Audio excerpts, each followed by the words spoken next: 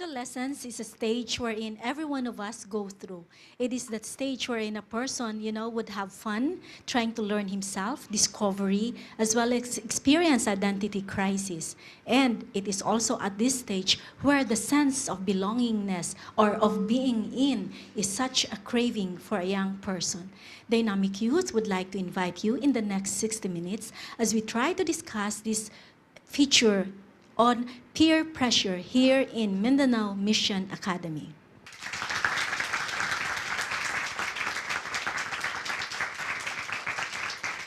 Of course, I'd like to welcome my co-host here, Ael Halasan. Hello, Ael. Hello, Doc Jean. Today, we are so excited and happy because we'll be tackling about this topic. I want to be in, a teenager's craving for belongingness. And together, here with me are the dynamic youth of the school that offers something better, Mindanao Mission Academy! We are pressured and so excited, so patikim pa lang yan. Back to you, Doc. Okay, and of course, hindi naman kompleto ang ating discussion, Ael, kung wala naman ang ating mga resource personnel here, our experts, so to speak, who would be willing to share their opinion and their ideas on the topic at hand. I'd like to welcome to the show a teacher here in Mindanao Mission Academy, a PhD at that, Mr. Albert Ponsica. Hello po sa inyo, sir. Hello po. Okay. And of course, hindi naman din po pwede na wala tayong psychologist, hindi po ba? Kasi ang ating pag-uusapan is the trying to fit in or belong sa mga kabataan. I'd like to welcome to the show, Miss Marlene Nacario. Hello po sa inyo, ma'am. Hello, I'm happy to be here in the Dynamic Show. Okay, and syempre, kailangan din natin ng guidance at saka isang minister, a man of God. I have here Pastor Teddy Asok. Hi, hello. All right. So let's start off by asking, unahin ko po ang ating teacher kasi siya yung nandito talaga. Sir, how long have you been teaching in MMA? I'm just here for 3 years. And what level po ang inyong tinuturuan? I teach grade 8, 9, and for the 4th year. 8, 9, and 4th year. Ma'am, hetong tinuturuan po ni Sir, grades 8, 9, and hetong 4th year, heto po ba yung kasagsagan ng tinatawag natin ng adolescent period? Yes, ma'am. Okay. So this is the stage of the adolescence, no, especially from 14 to 18. So adolescent stage. And this is the stage wherein young people will be encountering a lot of problems, sometimes because of the physical changes that they are encountering in themselves. Okay? So pag sinabi niyo po na heto yung stage wherein there are physical changes, heto po pareho ba sa babae at sa lalaki? Or meron po bang pagkakaiba ito? Probably there's a difference, no? For women, for girls, probably if they are nearing towards their menstruation, probably there are some emotional changes that is taking place within them. And probably for the boys, same is true. No, I'm not really okay. Kasi heto nga if you notice kasi ma'am, hetong sinasabi natin na ang mga babae, it's more of dictated by their hormones, di po ba? Kaya yung kanilang mga changes is not just on the physical aspect, but also on the emotional. Pero parang meron tayong tinatawag na mga raging hormones, which we will be discussing later. Balikan ko po kayo, sir. Sa inyo pong pagtuturo, napansin niyo po ba na hetong grades 8, 9, and the 4th year, talaga po bang mataas ang peer pressure during this year levels? During my teaching here in MMA, I noticed that this age, this grade 9, 4th year, they really have many problems in their lives. Actually, I also handle the BMC, the Behavior Management Coordinator of the school. Most likely, this age will come to me for some problems. So sila po ba kusang lumalapit sa inyo o it's being brought to your attention by maybe another school coordinator or maybe by a classmate or by a parent? Sometimes we call them because the some students will not come voluntarily. We invite them to come, or we just call their attention to come to my office. Some of them also will just come voluntarily. Kayo po, Pastor Teddy, being a minister in the school, you are connected with the school, with MMA. Meron po bang nakakarating sa opisina din po ninyo at humihingi din po ng payo dahil hetong pressure na to is too much for me to take, sabi ng student sa inyo?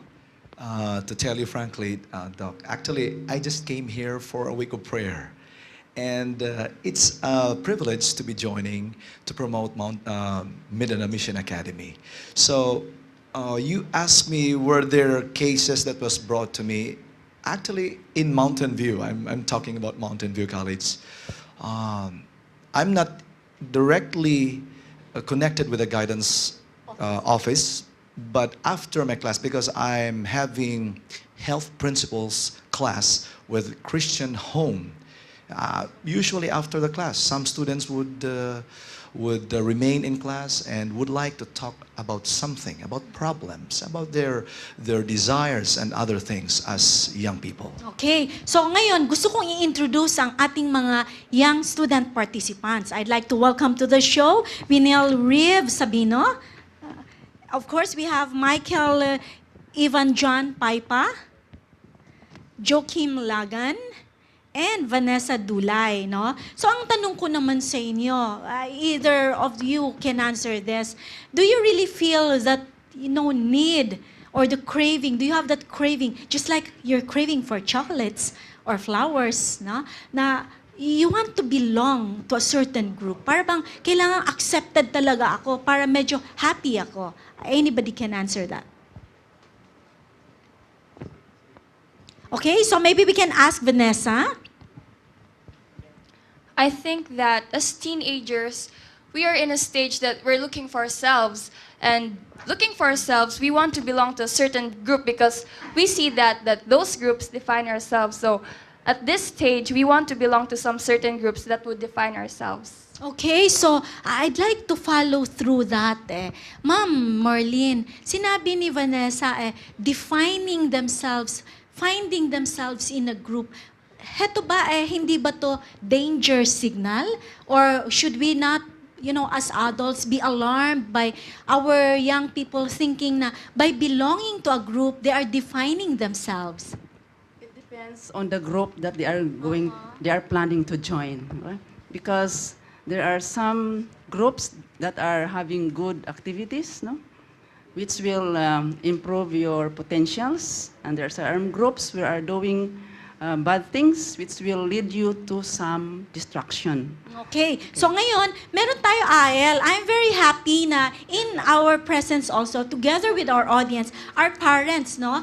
And I believe that they are also parents with teenagers or adolescents. I'd like to welcome to the show Dr. Evangeline Gahum. Acknowledge, yes. And of course, we have Dr. Jeannie Generato. Okay? So, ang tanong ko po sa inyo bilang magulang, kayo po ba ay nag-aalala para sa inyong mga kabataan, lalo na when they reach that adolescent stage? Dr. Regahom, please. Yes, of course, as mom especially, I am so much worried about it because the first thing is, number one is maybe the grades will be affected or his Christian experience will be affected. And most of all is, I want my child to reach in that heavenly home God has prepared for us. That's one thing that would make me worry most is my son or my own son should have that good training. Okay, thank you very much. Heto naman, itatanong ko, I'd like one of our student participants to answer this. Have you in any way encountered a situation wherein, in your desire to belong, to be accepted, napunta ikaw sa isang group na hindi naman masyadong maganda yung kanilang reputation o kaya yung kanilang ginagawa? Have you in any way encountered a circumstance or experience as such? Yes, I have encountered such an experience. Would you like to share with us? It was back when I was still at MVCA, when it was my first year, so I wanted to belong in a group, so what they did, I also did. So when they went to a something like a party, I would also come so that I would belong to their group, so that I wouldn't be left out. Okay. And did you follow through sa tanong ko sa iyo yung sa totoo lang, were you able to share that experience with your parent or you just kept it to yourself? I never share anything with my parents. I keep it to myself. Okay. Kaya ako tinanong sa kanya yon because I'd like you, as our resource panelists, to react to that. Hetong mga kabataan na to, because of the peer pressure, una sir, tanungin ko po muna kayo, ano po usual na pressure ang na-encounter ng mga kabataan? For me, there always complain in my office about bullying. Some students are being pressured to bully. At sometimes when they are bullied, they also bully others, especially those who are inferior to them. So bullying is one, no? And another pressure kaya po na you commonly encounter in the classroom. The cutting classes. When students will invite them to go to some places, some of them will just follow just to belong to them. So they just cut classes. Oh, para lang, kunyari, in sila sa grupo na yon. Ma'am Marlene, sa inyo po, being a psychologist and practicing po kayo, na-notice niyo po ba, iba ba ang pressure na na-apply pagka teenager na babae at kung teenager na lalaki? Okay, probably for the boys, they are more inclined to join some drugs or drinking alcoholic drinks, smoking, no? But for women, for girls probably, like fashion, okay, part of it, no? Or going to parties, okay? So, that's what I observe. No? So, it's more of sa looks, no? Ang babae. Minsan, funk yung kanilang mga buhok, nagugulat ka na lang bilang magulang. Pagdating ng bahay, iba na yung suot, di po ba?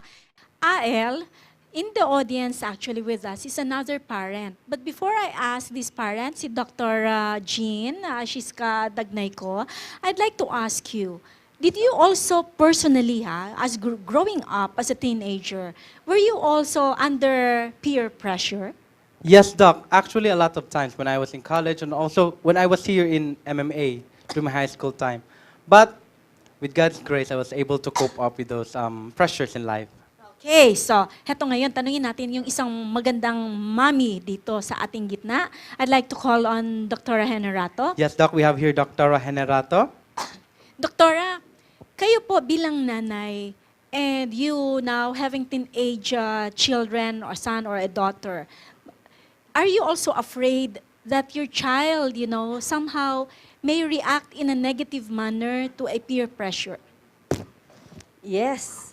As a mother of a teenager, it's really a big or a great challenge because our teenagers really want to be in a group or they have this sense of belongingness. So, sa tanong po niyo na ano ang kinatatakot ko sa daughter ko is yung mabilong siya sa group na magiging negative sa kanya. Because not all peer pressure is negative. We have this positive peer pressure and a negative peer pressure. So I always reminded my daughter to make a good decision in her life, to choose what is best.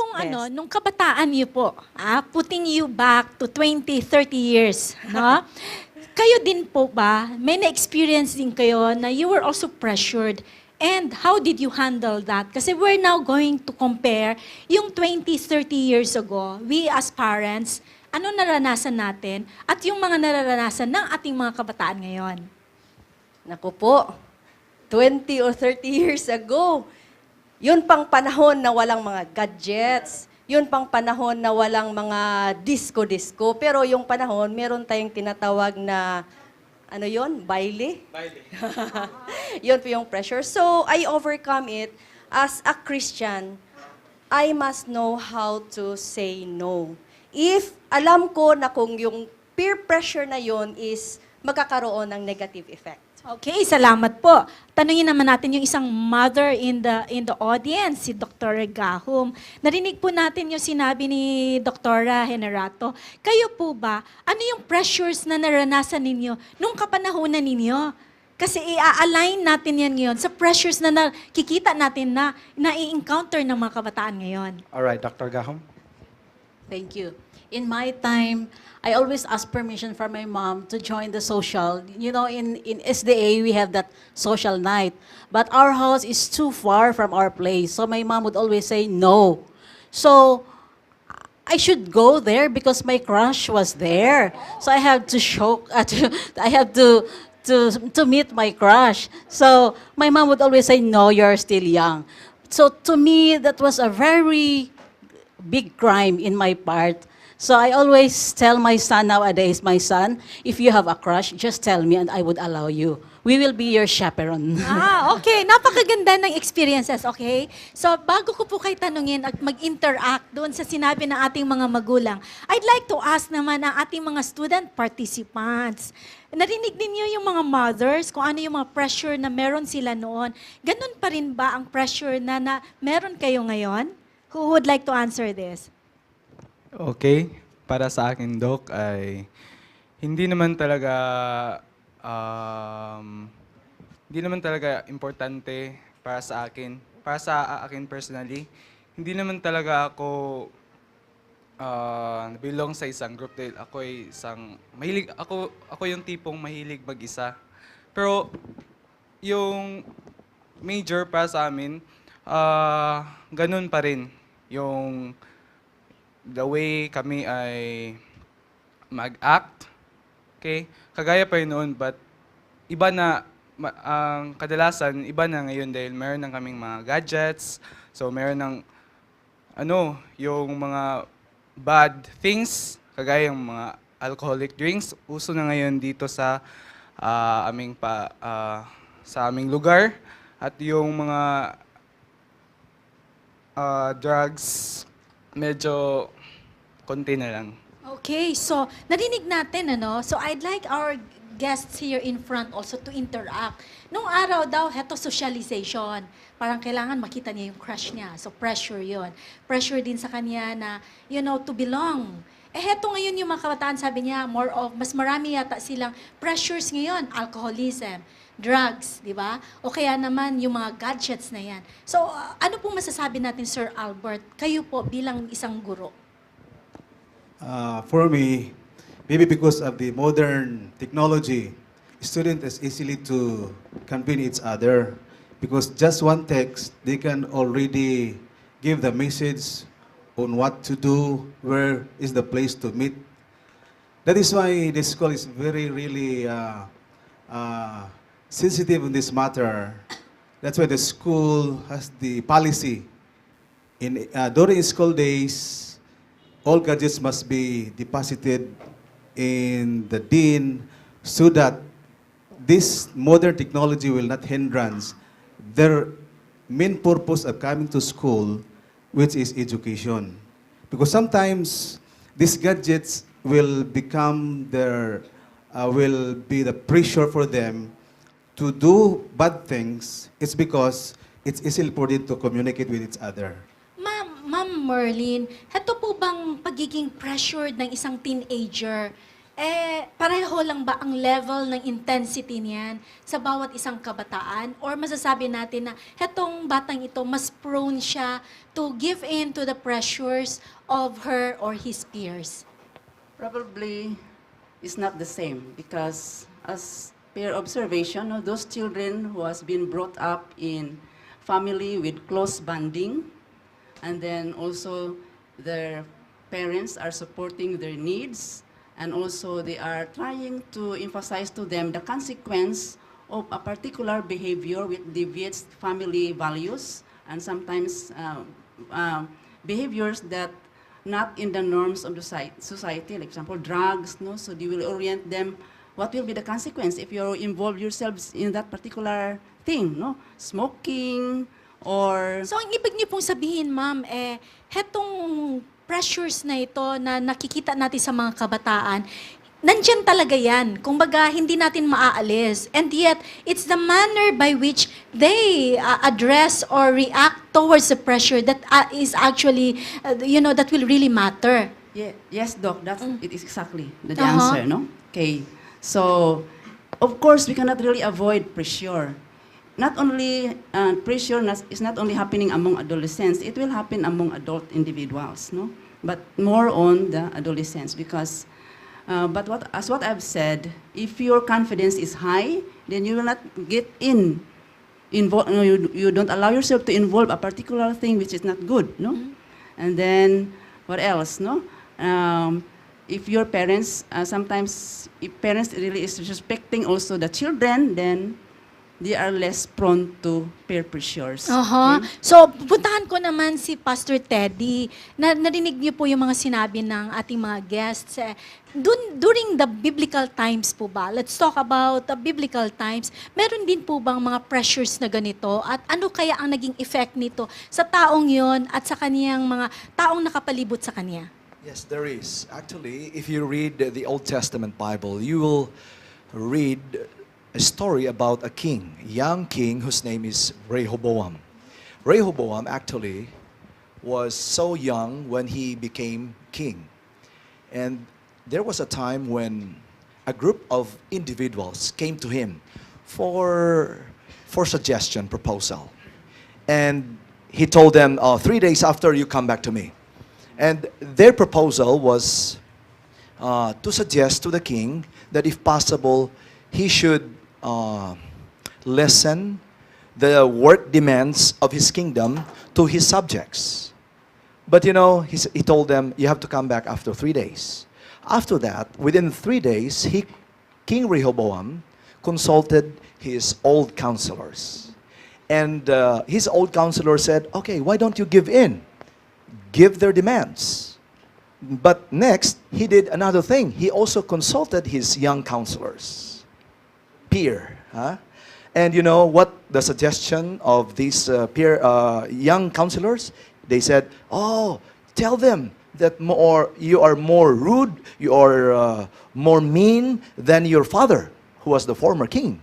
And out of that, he gave in listened to the pressure. That was suggested by his young counselors. So, ibig po sabihin natin yan, heto ngayon, we look at pressure both ways, positive and negative. At kung dapat balanse din ang pag-i-evaluate, di po Exactly, ba? exactly. So, puntahan natin ngayon yung ating mga young participants naman. So, Ael, yung Yes, ating Doc. mga young participants, gusto ko lang tanungin sila Siyempre, we've been talking about wanting to belong and the pressures that they are getting, Ang tanong ko ngayon, have you in any way also exerted pressure to a friend or to your friends? Kumbaga, ikaw ngayon yung nag-i-instigate, nag-a-apply ng pressure. Let's do it the other way around.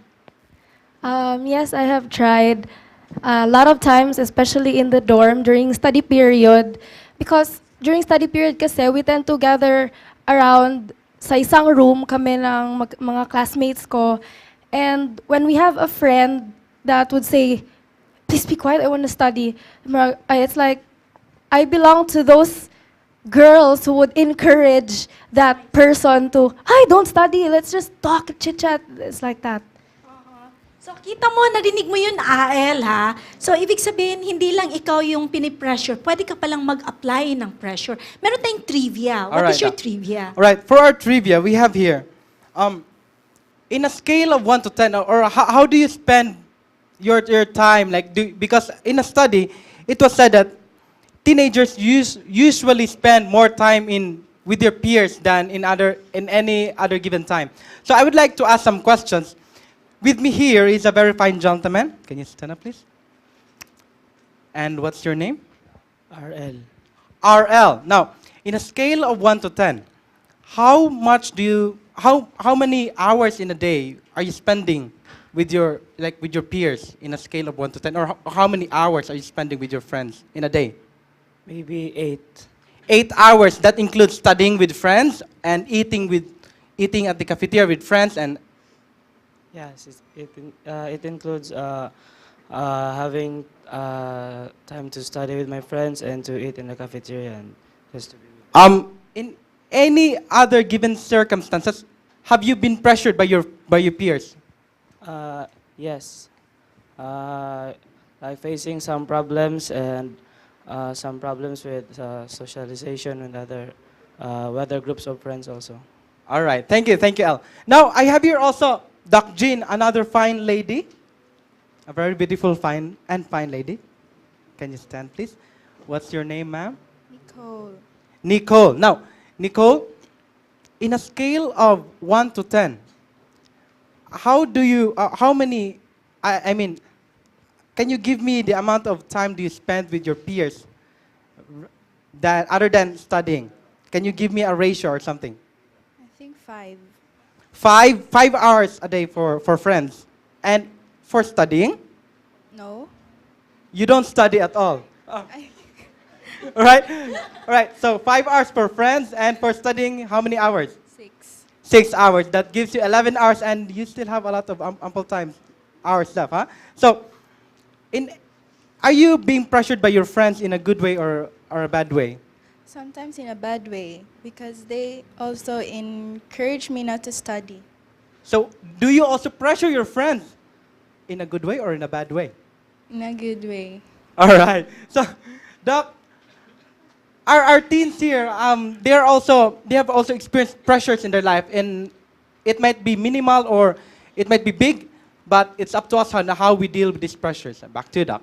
Okay, so narinig po natin yon, ano, na at least very honest and open ng ating mga kabataan para naman we can get into what they're thinking.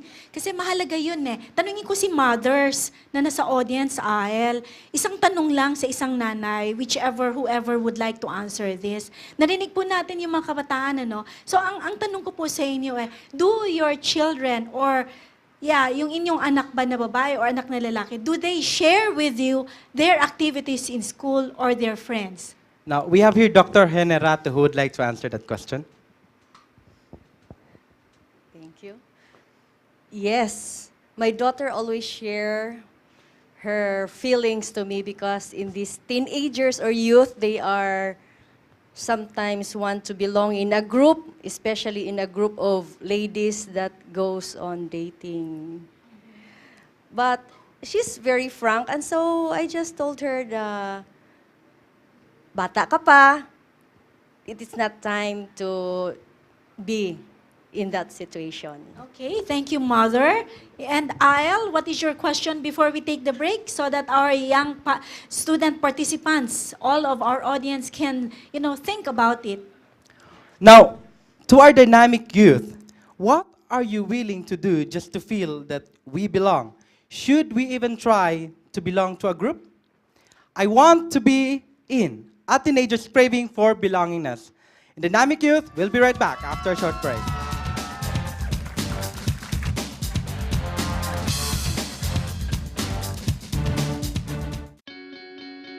We are people, and we love to get connected. We connect as families because of birth. We connect as friends because we click. And we connect as communities because we care.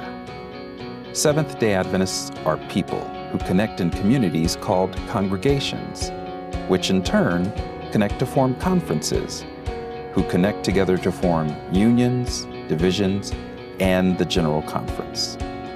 Why do we connect? It starts with a connection to the Creator, who invites us on a spiritual journey. When we journey together, we can help each other along the way. This journey is a journey of a lifetime, and as we learn and grow, life becomes filled with meaning and purpose. Our greatest joy is in helping others along the way. Wherever you are on your journey, we believe that we have something to offer that can make your life more whole. So the next time you see a Seventh-day Adventist, remember, you're not looking at someone who stands alone. They are connected to a world church that has 18 million members, gathered in 13 divisions, comprised of 122 unions, formed by 600 conferences, serving in 140,000 congregations in 208 countries, who worship in 924 languages, and they all want to connect with you.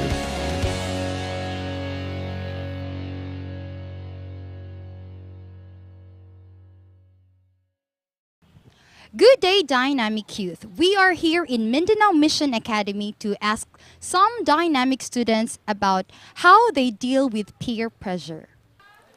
Okay? Ma-overcome natin yung peer pressure sa pamamagitan ng pagbasa ng Biblia at paggamit ng mga guidance sa ating mga teachers dito sa MMA. At mas epektibo din kung mag-pray tayo sa Panginoon at manalangin kasabay sa pag-ask sa kanyang guidance. I handle peer pressure, of course. I actually pray to God, really. How to handle peer pressure? For me, first I will pray to the Lord and ask His guidance. Whenever there is a peer pressure which is lead me to bad things, so I must say no, and for the good things I must say yes. That's all. How to deal with peer pressure. So first, I don't really mind them because I have something more important to do, and then if it ever going to happen to me, I will just pray to God and leave it all to Him. I just pray to God, ask His guidance, and control myself and seek advice from my parents. Ug atong napaminawan ang mga nagkadaiyang mga opinyon sa atong mga maabtikon nga estudyante dinhi sa Mindanao Mission Academy. Kini si Shireen Gay Baslot para sa Dynamic Youth.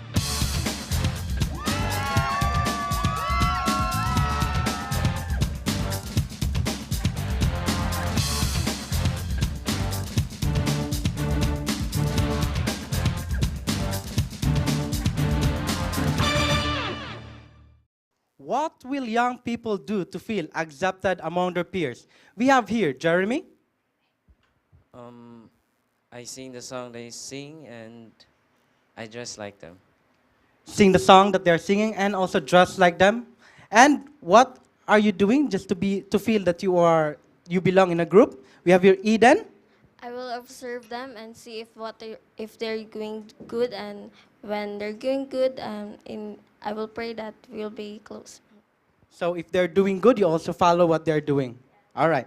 Good or bad, young people will cry, I want to be in. Let's talk more about the teenagers' craving for belongingness. Welcome back to Dynamic Youth. Back to you, Doc Jean. Thank you very much, Ael. And so narinig natin, no? Sabi nila na whatever they're singing, kung ano yung tune na tinutugtog o kaya kinakanta, gagayahin. Kung paano sila nag-a-act, they also do it in order for them to belong. No? So bihira yung batang nagsabi kanina na titingnan niya muna at magdadasal muna siya. Because in general, young teeners don't really do that, di ba? Para bang for them to belong, kung ano yung ginagawa, gagayahin. Kung heto yung usong damit na ginagawa ng mga kasamahan, ganun din ang gagawin nila. Kayo po, bilang isang guro, what do you do in order for you to be able to inspire or motivate the students in your class na, heto guys, heto dapat ang gagawin natin in the event na you want to feel that you would want to belong? For me, for our students, just say no to negative pressures, but say yes to positive one that can improve your education, your grade in the school. Pero ang hirap noon, ha? Sinasabi nating say no to negative, say yes to positive. Para ba ang daling sabihin, ang hirap gawin. Kausapin natin si Ma'am Marlene. Ganun ba kadali yun, Ma'am? Actually, sometimes it's hard, no? Especially that they are your close friends. But you have the choice, no?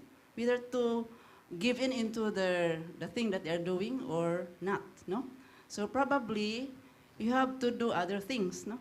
So later on, I'll be giving you some tips on how to deal on peer pressures. Okay. So ngayon, puntahan naman natin itong ating mga student participants. Ewan ko kung sino sa kanila ang willing to say or to answer this question. Do you know how to say no to your friends or to your group when they, invite you to do something na ang feeling mo naman hindi naaangkop kung ano yung tinuturo ng mga magulang mo sa iyo? Actually, yes. Because I can say no to my friends because even though they are my close friends, I still have to do the right things. I still have to make the right choices so it can benefit us, our friendship. So walang problema sa iyo at hindi ka natatakot kahit na mawala sila sa iyo or ikaw ay mawala sa group nila? Oh, not actually. Okay. What about Vanessa? How do you choose your friends? Actually, I don't really choose my friends, but I just get along with people. But when I realize that they have a bad influence in me, I try to find good people that would influence me, because also saying no to my friends is really very hard, because I wouldn't want to reject them or make them feel bad because they're my friends, but I know that I should learn to say no to the bad things. Okay. So narinig ninyo, Pastor Teddy, marunong siyang tumanggi at alam niya kung sino ang pinipili niyang friends. Do you think that will matter really in the way our young people should grow up, learning how to say no and finding the friends, the company? Yes, I think the parents have a role to play. One is loving instruction. I'm not that good, but I think I would suggest that every day during worship time, every day we have to encourage our children to be doing the will of God. Read the Bible, read good books, and I think in that way they will start to formulate their own will, and that will guide them as they continue to grow. Okay. Hey, sir, has it happened in your class na after class time, may lumapit sa inyo at umiiyak? At medyo hindi siya in sa group niya. So, have you encountered a student like that? And if so, paano ninyo hinandle yun? In my office, there are so many students who will come crying because they have been bullied or some problems. Kasi magbabatin po ako muna, sir. Ito kasing bullying is a part of pressuring eh. Kaya ka naman binubully dahil hindi ka in sa group na yon, di po ba? So when they do that, what do you do? Usually give talks to the students, and I want to investigate what are the causes why the students was crying. Then talk to the person. I will invite the person who bullied or whatever that policies that being committed, and I will invite that person to the office together with that victim and talk and reconcile them. And find a way by which there is a middle ground. Yes. Yun po yung ginagawa ninyo. So tanungin ko naman etong aking mga student participants. Have you in any way encountered wherein nagkakaroon kayo ng conflict ng mga magulang ninyo dahil medyo hindi niya gusto kung sino yung grupo na kasama ninyo or kaya yung pananamit ninyo o kaya yung music na tinutugtog ninyo? Yes. Yes. There are times that my parents tell me not to go with them because what they are doing will result to a not good situation, and they keep on telling me na hindi talaga ako dapat sumama sa kanila kasi yung gagawin nila hindi talaga makakabuti sa akin. Paano yun? Nagre-rebel ka? Do you go against your parents' wishes? Yung totoo lang ha. I mean, let's be realistic about the whole thing kasi dumaan tayong lahat sa ganyan eh. It hurts me not to be with them because of course they are my friends and I choose to be with them. But I don't have any choice because I still know that my parents are right because they are older than me and they have a lot of experiences than I do. All I do is just I cry and I let them understand how I feel. And after doing that, they just let me do something else. They divert my attention to doing something else for me not to think about that thing that makes me hurt. So, Ael, tanungin natin si Dr. Gahum, yung isang parent with us. How do you handle conflicts between you and your teenager? Alright, Siyempre, hindi naman po pwedeng walang conflict yan, lalo na pagka hindi natin nagugustuhan yung kaniyang ginagawa. We have here Dr. Gahum. Okay. The first thing is I have to explain to my son that these are the consequences if you'll do this. And if there is conflict between us, I always talk to him. And I have to understand him also. And later, because I have a smart son, I know he can understand me. Based on my experience, I don't have really a hard time to explain to my son about that conflict. So the moment I explained to him, then he can understand, and we prayed, and then later, solved na. Okay. So kayo naman mga kabataan, mas gusto ba ninyo na open ang parents ninyo, talking to you and listening to you, understanding you, kaysa kung medyo sarado sila sa inyo? Because alam naman namin na yung parents namin yung mas nakakaalam. That's why we tend to listen to them because we know that they want what's best for us, even if it's against our will. But we as children must also understand that our parents doesn't want us to be harmed. Okay? Tanungin kita, Pastor, ngayon. Ano ba kalaki ang role ng mga magulang para ang mga kabataan, they would be able to resist the negative effects or negative pressures that are being exerted all around them? Kasi ngayon, napakagrabe yung pressures all around us. They are playing a very big role. You know, our children are very intelligent, and they're just observing us. Whether we are conscious or unconscious, I think our children are observing us. Okay? Now, tanungin natin si Ma'am Merlin. Is there a demarcation line that will separate between expectations and, pressure? Or masasabi ba natin na hetong expectations na to is the one that is exerting pressure, or is it the other way around? Yes, sometimes expectations from our parents sometimes will pressure us, no? Especially grades, no? Because we are reminded always to be good in your studies. So we are pressured to get high grades, no? And sometimes that becomes our problem too, okay? So pressure. And then And heto po bang pagiging pressured nila sa kanilang mga magulang to come up and be good in what they're doing, heto po ba pwedeng magbigay ng negative effect sa bata, kaya yung bata ay pupunta sa kaniyang mga peers upang makakuha siya ng, support doon sa kanila? yes, sometimes, no? Because they cannot meet the expectation of their parents. Sometimes they go along with their friends, no? Or probably if you want high grades, go along with those who are excelling in the class, no? So at least you will be pressured also to study more, to be like them. So that's the positive way of peer pressure. Okay. Heto ngayon ang ating mga kabataan. Was there a time in your young life now wherein you stood for somebody else? Like nakita ninyo yung kaklase ninyo, kaibigan ninyo, binubuli o kaya pinipressure at hindi naman siya in sa group. Have you ever stood up for that person? O kaya hinayaan ko na lang, hindi naman ako yun eh. Okay, para sa akin, dahil ako nahihiya talaga akong lalaban sa ganung sitwasyon. Dahil para sa akin, meron akong low self-esteem. Hindi talaga ako lumalaban sa maganda dahil ako yung silent type na tao. Hindi talaga ako iimik pag merong binubuli dyan. At hindi talaga ako lalaban sa kanila dahil yun, yung iniisip ko parang self-centered lang ako, yung selfish lang. So, ganun yung feeling ko. Hindi naman siguro siya self-centered. It's more of, mas afraid siya to come out of his shell, di ba?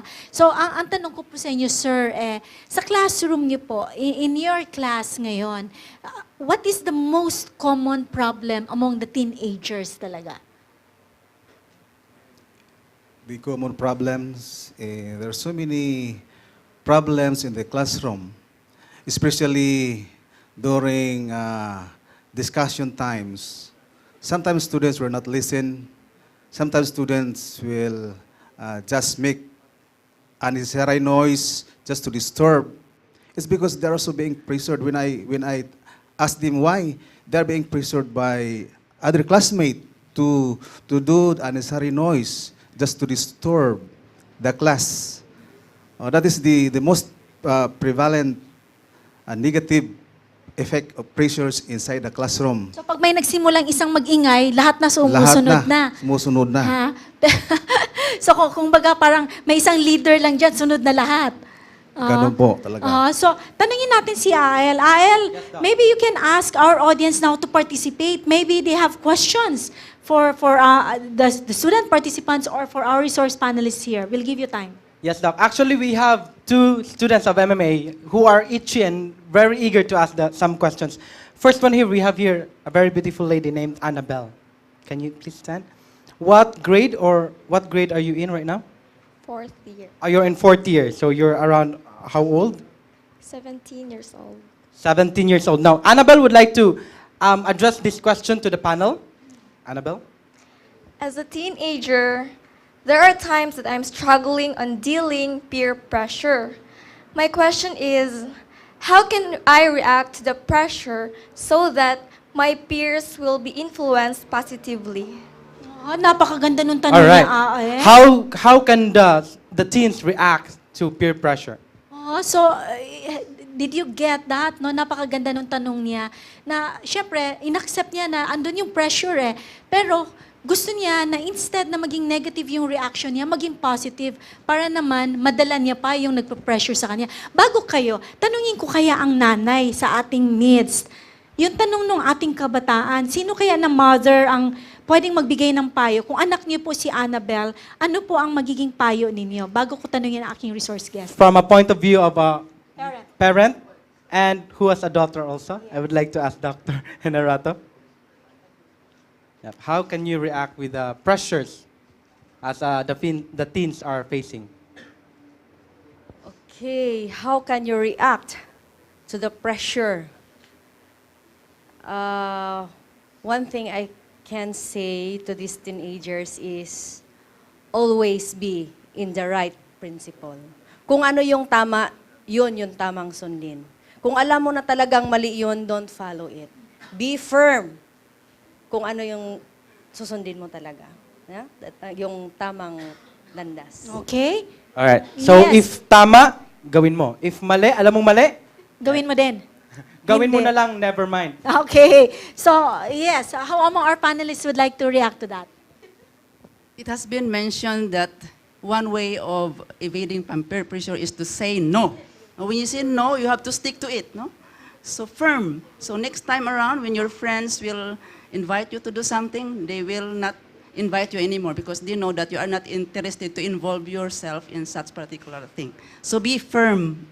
Pero madaling sabihin po yan. Okay. Mahirap talaga gawin because always teenagers want to belong, to be accepted So, firmness, that's correct. Pero difficult siya gawin. Madali bang gawin mga kabataan ang mag-say ng no? Difficult, di ba?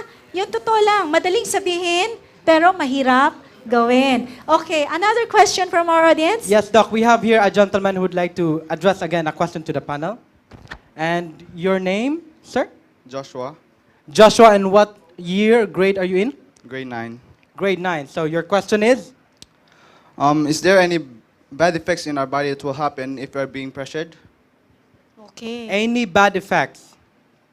All right, Doc. So, para bang negative effects to a person's body or... All right. Negative effects or bad effects to a person's body based on peer pressure. Okay. So, sino ang gustong sumagot niyan? Meron ba? Yes, Pastor. Okay, I think that depends upon the kind of pressure. If the pressure is positive, and then you want to do it, but you think there's also a doubt that you cannot do it, then I think it has a bad effect on your body. But if the pressure is negative, then, and you know what to do, you know what's right, I think when you say no, it has a good effect on your body. Okay. Yes, ma'am. Of course, if you indulge in negative pressures, then, like for example, drugs, no? So that has an effect to your body, no? Smoking, what else? Drinking alcoholic drinks. Now, so those are things that gives, there's an impact to your health, no? Okay.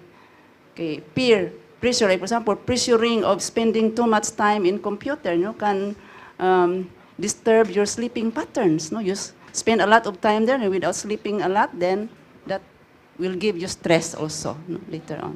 So, in other words kasi, itong tanong ng ating kabataan, health-wise, Ano ba ang magiging effect nito pagka nape-pressure ka? Of course, because you know already that pressure is a form of stress. And any stress that a person faces will always impact on his health, no? Mental status niya, emotional status niya, and his physical well-being also. So, any other questions, Ael? Or ikaw kaya may tanong ka para sa ating mga resource guests? Actually, Doc, my question is, how can the children be more open to especially to the teachers, where in fact, if they're being pressured by their friends, if they tell their teachers like, sir, I'm being pressured by my friends to cut classes, what if our teachers will scold my friends, and then my friends will again will unfriend me? That will be a minus points to my Facebook profile. So what can we as a teens do? What is the best approach and strategy on how to deal with this kind of pressures? Siguro maganda i-address natin sa ating teacher. Yan, Alright, di ba? So para hindi naman siya ma-unfriend, sir. Mamaya pagtawag mo ng attention ng kanyang mga nagpe-pressure sa kanya. So what is the best way to handle things like this? With our students who complain about being pressured to cut classes, when the student come to me and mention the students who initiated to him to cut classes, I will also call that particular student, but not mentioning the student who confined me, just to protect his or her personality. Okay, so nasagot naman yung iyong katanungan. Alright, Doc. Opo. So ngayon, ang tanong ko ngayon sa ating lahat, heto naman. Hetong peer pressure, the will, the feeling of belongingness or the craving to belong to a group, is it really the number one priority in your life? Tanungin ko kayo mga kabataan. So, anybody would like to answer? Is it your number one priority? Sir? Sir, we have here the brother Lagunday. Is it your number one priority? Peer pressure. Yes. So you are really pressured, like your friends, if they do this, you also want to do that? Sometimes. Yes. So, are you pressured right now? Yes. Yes. All right. So, can I ask again? Thank you, brother Lagunday. Can I ask one lady? Can I ask the one here in front? And your name is? Can you please stand? Your name is? Chin Chin. Chin, like the chin.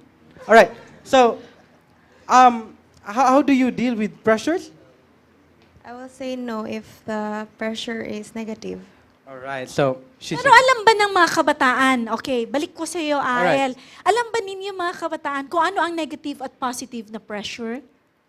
Can Medyo magulo sa isipan natin Alright. ito. Can you cite a negative peer pressure? Negative, go. Go. Drugs, taking up drugs, like Negative yun. negative, Okay. go. Drinking alcoholic beverages. Drinking alcoholic beverages. So alam nila ang negative. They know, yes. Ano ang positive? Now, how about positive? Some beautiful lady here, maybe this side here. Positive, go. Studying. Studying. So that's positive. Go. Next. Don't be shy. That's a negative peer pressure. Positive. Go. Going in church. Going in church. And one more. Attending worship services. Attending worship services. So that's good. So actually, Doc, they know. They know how to define the negative and the positive one. Back to you, Doc. Okay, so balikan ko ang aking mga resource guests. Kasi patapos na po ang ating isang oras ng dynamic youth, no? So narinig natin yung interaction ng ating mga guests. Ang tanong ko po sa inyo, sir, bilang isang guro, what would be your parting message to our viewers or to our guests na how they will be able to live a healthy, happy life considering na life is always full of pressures? Yeah, life is full of pressure. That is why we should always distinguish with this negative and the positive one. We should learn to say no to the negative one and say yes to the positive one. You always look at your goal in life, what the expectation of your parents, of your teacher, so that you can always find in line with a positive pressure that will help you in your studies. Okay. Ma'am Merlin, dapat meron tayong tips eh. So dapat doon sa ating tips na yan should be divided into two. Tips natin sa mga kabataan on how to handle the different pressures that they are, being faced or hammered with. And another would be tips for the parents. Kasi syempre sa mga guardians, hindi naman yan, it has to go both ways eh. Yes. Okay, for the adolescents or for you students, no? Number one is, as what they have said, say no. Okay, you have to be firm. Then another thing is that you have to choose your friends, no? Who they are. Okay, choose your companions. And then another one is that for you to build your confidence, if you have high level of confidence, you will not be pressured. Okay, so one thing is that you have to develop things that will make you proud of yourself. So what are those things? Like for example, involved in sports, do music lessons, so that will make you proud of yourself. No? And then stick to the thing that matters to you most. No? Never mind those comments or whatever brands that they are going to tell you, Killjoy or whatever. No? So you are managing your own life. My life is not theirs. No? It's my own. So that is one. No? Okay? And then you have to make your own decision. No?